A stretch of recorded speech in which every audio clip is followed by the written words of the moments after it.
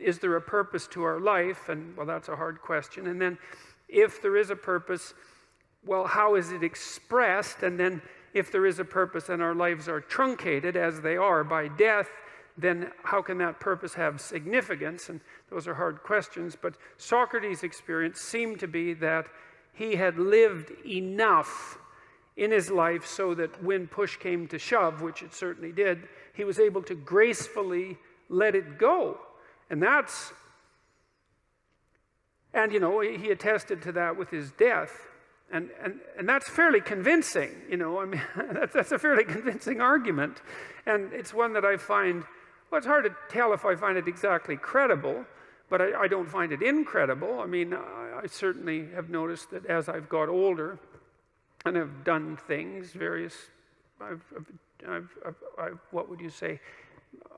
Accomplished isn't exactly the right word. I've participated in many things that I'm pleased to have participated in them, but wouldn't necessarily go back and participate in them again. It's sort of as if when you do something and you finish it, it's as if it's done. You don't have to do it again. And maybe it's possible, who knows, that if you finish your life, whatever that might mean, if you exhaust your life, then that's enough life, that you've had enough. And I mean, that doesn't mean that I try not to keep myself healthy and that I want to die tomorrow. It doesn't mean any of that. I'm trying to stick around as long as I can, but there's still that curiosity about the relationship between life and mortality, and the possibility that a life well lived exhausts itself in some fundamental sense, so that you can be satisfied, let's say, with what you were. There is some psychological evidence that bears on this. If you ask people what they regret, especially as they get older, what they generally report is things not done.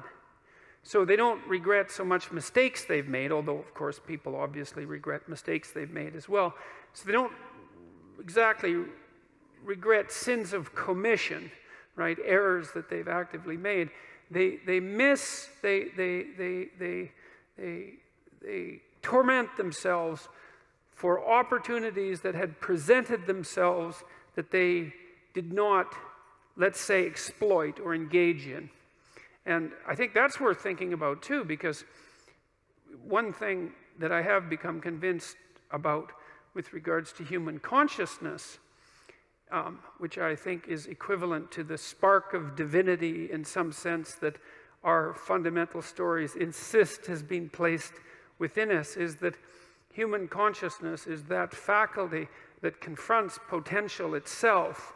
I think there's good neurological evidence for this, by the way, for those of you who are scientifically minded, because we build circuits within us for habitual action that we've practiced many times that seem to run in a very deterministic fashion. And we are a strange combination of deterministic and non-deterministic as far as I can tell. But what our consciousness seems to be for is to encounter those things that we have not yet encountered. And those things that we have not yet encountered seem to me to be those things that have not yet been brought into being.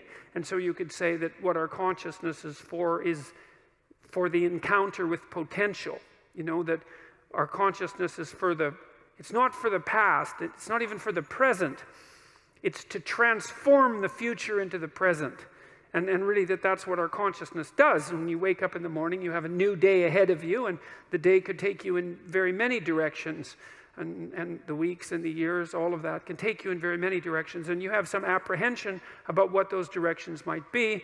You have some apprehension about what role your choices might make in transforming that potential into one form of actuality or another. I mean, you certainly know that there are dreadful mistakes that you might be very tempted to make that would produce all manner of hell around you and still be tempted to do it. It seems like it's sitting there right in front of you as a possibility. You also know that, you could haul yourself up out of bed and attend to your duties and do the sorts of things that you're supposed to and set a few things right that day and that week, and that likely things would at least not be worse and they would probably be better. And I do believe that I don't understand how this can be the case. I don't understand how it is that consciousness can function in that way, because I think to understand that, we would have to understand what it means for the future to be only potential rather than actuality, and who the hell understands that? I mean, no one. And then we'd have to understand how it is that our conscious choices and our conscious ethical choices transform that potentiality into actuality, into reality, into the present and the past. And we certainly act as if we believe that that's what we do. We upbraid ourselves. For example, when we do a bad job of it, we're upset with our children and those we love if we don't believe that they're living up to their potential. We're guilty and ashamed when we make choices that we feel are inappropriate. We understand to some degree that the manner in which time lays itself out has something to do with the ethics of our choice. And again, I would say that's a very deep idea. I think it's the most true idea I know.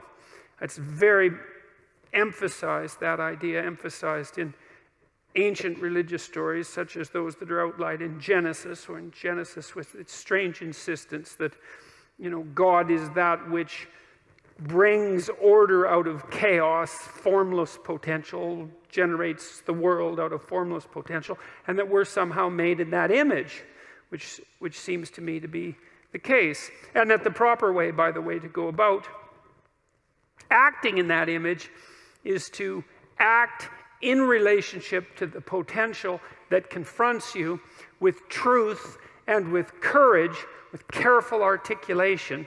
That's the logos. And that if you do that, then what you bring forth is